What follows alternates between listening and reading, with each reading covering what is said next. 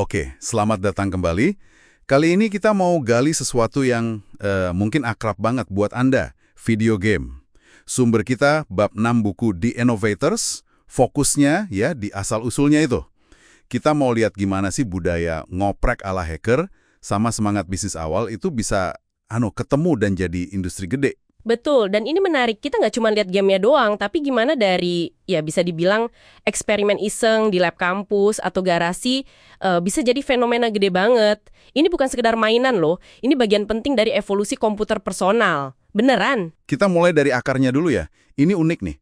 Berawal dari klub model kereta api di MIT. Namanya Tech Model Railroad Club. Khususnya ada subkomite sinyal dan daya. Nah, mereka ini gimana ya? Terobsesi banget sama sirkuit yang rumit-rumit itu. Punya etos wajib utak-atik katanya. Hands-on imperative. Maksudnya gimana tuh etos hacker awal ini? Penting nih dipahami.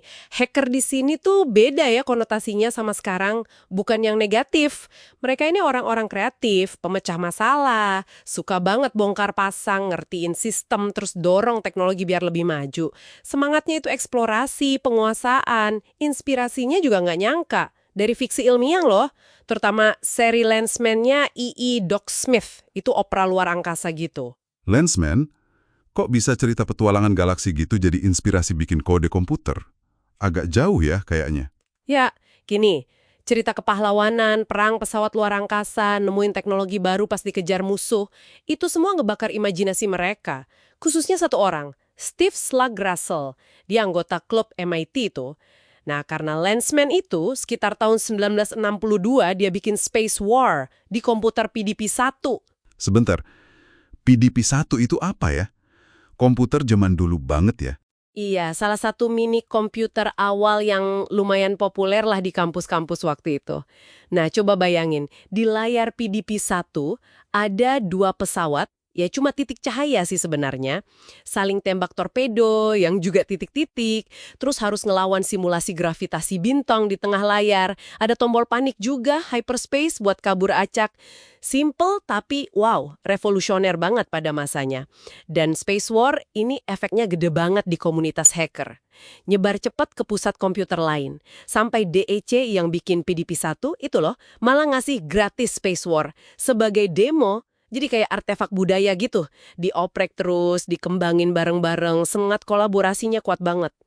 Oke, dari komunitas hacker yang eksklusif gitu. Gimana ceritanya game ini bisa turun gunung sampai masuk ke bar, tempat hiburan umum? Nah, disinilah masuk tokoh kunci, Nolan Bushnell. Dia lihat Space War pas di Stanford. Langsung kepikiran, wah ini bisa jadi duit nih kalau dibikin versi arcade pakai koin. Tapi dia sadar juga, versi asli Space War itu terlalu ribet, terlalu mahal buat mesin arcade. Jadi dia kompromi, disederhanain gitu. Tepat. Ini langkah penting banget. Bushnell bikin versi simple dari Space War, gravitasi hilang, kontrol lebih gampang, tombol hyperspace nggak ada.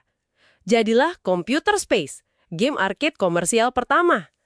Pendekatannya beda sama, ada juga sih yang lain kayak Pitch and Took. Mereka maunya bikin versi Space War yang canggih dan mahal. Bushnell lebih pragmatis, mikirin bisnisnya. Terus lahirlah Atari. Nah, ini dia. Cerita soal Pong, ini kan ikonik banget ya. Bener banget. Bushnell diriin Atari, terus rekrut insinyur muda, Al Alcorn. Tugas pertamanya Alcorn cuma pemanasan. Disuruh bikin versi arcade dari game tenis meja simple yang ada di konsol rumahan Magnavox Odyssey. Bushnell sendiri sebenarnya nganggap game Odyssey itu ya agak jelek katanya. Tapi dia lihat ada potensi. Dan katanya ada cerita, bumbu penyedapnya ya. Ada. Jadi biar Alcorn semangat, Bushnell bohong dikit. Dia bilang kalau General Electric udah pesen game itu. Haha, hasilnya ya Pong 1972. Minimalis abis. 2 garis buat pemukul, 1 titik kotak buat bola. Awalnya skor aja nggak ada suaranya. Tapi justru simpelnya itu yang bikin meledak di pasaran. Pong ini bukti kalau desain intuitif itu kuat banget. Kalau kita tarik benang merahnya nih, apa artinya semua ini buat kita sekarang? Kayaknya lebih dari sekedar sejarah game biasa ya. Oh jelas, kalau kita lihat gambaran besarnya ya, Game kayak Space War sama Pong ini, meskipun kelihatannya primitif banget, itu pendorong utama kebutuhan interaksi real-time, manusia sama mesin. Gara-gara game ini, orang jadi butuh tampilan grafis yang lebih oke, kontrol yang responsif, interface yang gampang dipakai. Tanpa dorongan dari game-game awal ini, jalan ke komputer personal yang visual dan interaktif kayak yang Anda pakai sekarang, mungkin bakal beda banget ceritanya. Jadi, bisa dibilang video game itu lahir dari pertemuan unik ya, antara kultur hacker yang iseng, suka eksperimen, sama wirausahawan yang visinya jauh dan berani ambil resiko. Kombinasi jenius teknis sama cerdiknya bisnis. Persis. Dan mungkin ini buat Anda renungkan ya sebagai penutup. Seberapa jauh sih semangat wajib utak-atik, kolaborasi terbuka, modifikasi terus-menerus ala hacker Space War, itu masih terasa di game modern, atau bahkan di dunia teknologi open source sekarang.